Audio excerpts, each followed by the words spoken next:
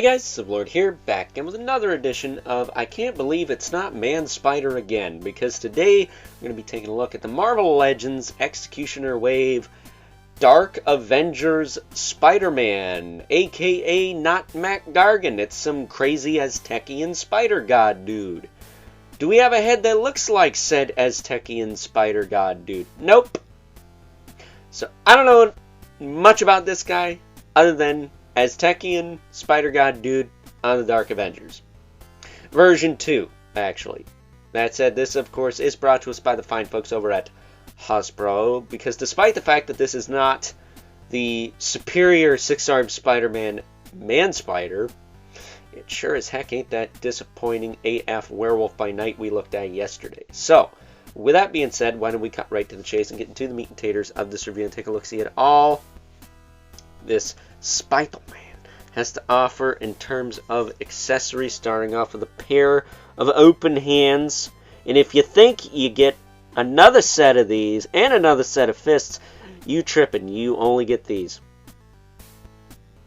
And considering that it literally would have cost them nothing to give us the other four hands, that's kind of pathetic. Not gonna lie. That said, if you have the Secret Wars symbiote Spider-Man, Black Costume Spider-Man, whatever you want to call it, you can remedy that and give him 6 pairs of open hands or 6 pairs of fists, but you shouldn't have to buy another figure to get the extra accessories. What is that? Some kind of weird DLC? This ain't Skylanders, fool. That said, it might be bringing that game back. I don't know. But we also have the squinty-eyed head, which is the one I prefer, because this one just looks kind of, I don't know, not Dark Avengers to me. So I do prefer the squinty-eyed PO'd head.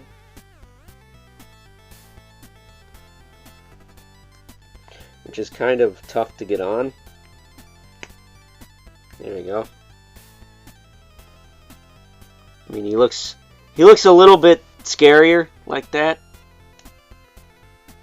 It can rotate, and it can look up, can look down. Be careful with swapping this. It is very tight on mine, and you don't want to yank the disc out of the torso when you do that, because this is PVC. So this is, for all intents and purposes, I believe, an injection molded disc hinge neck, which we don't see a lot. That said, swapping the hands out, because I do want to have him with all open hands. Again, they just look more scary to me. And I usually don't go with the open hands. I usually just rock 6 fists, but my Secret Wars Spider-Man has 6 fists. 2 fists. So I can't steal those from him. I can steal his open hands because I'm not using those. But swapping the hands out, there you go. But as far as the arms go, they are all the same. They have disc hinge shoulders that can rotate as far as each shoulder will allow.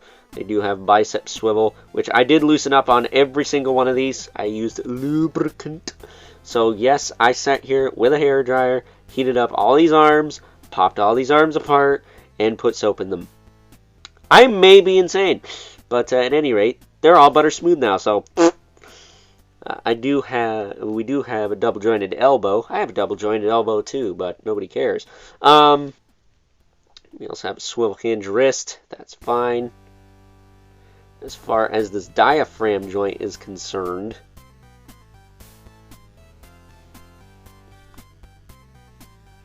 let me pop his arms out of the way so we can get a better idea what this does. It will rotate.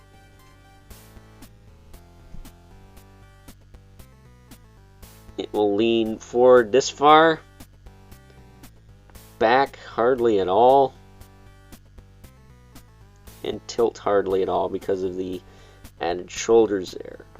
That said, it is not the tightest thing ever. I don't know why, but it's not. And then as far as his legs go, his hips will kick out, back down, forward, pretty good. Back, he's got the thigh cut. Double jointed knee.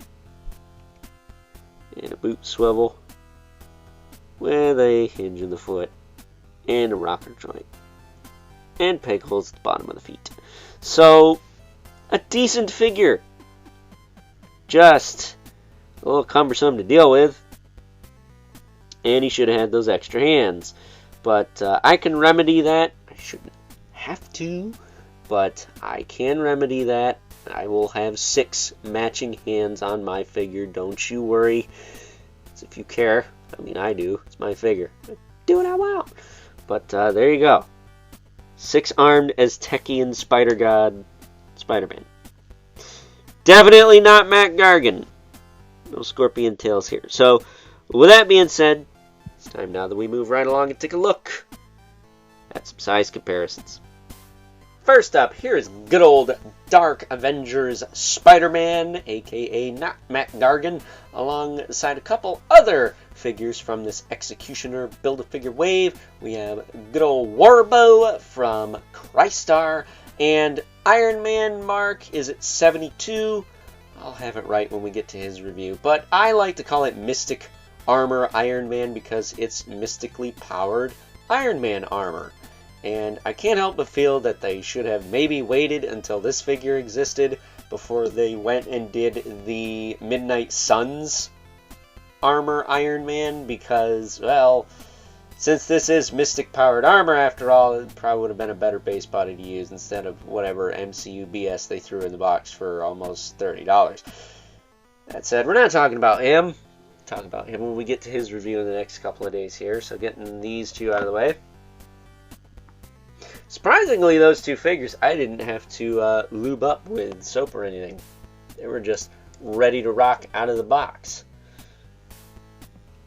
But bringing in our two regulars, we have the Mythic Legion's Brother Medibelith and the infamous Eleven Spawn, who, as usual, towers over everyone. And unfortunately, this Spider-Man is not a card-carrying member of the Men in Red and Black Club. However, he could be a card-carrying member of the Men in Black and White Club, along with Spawn here.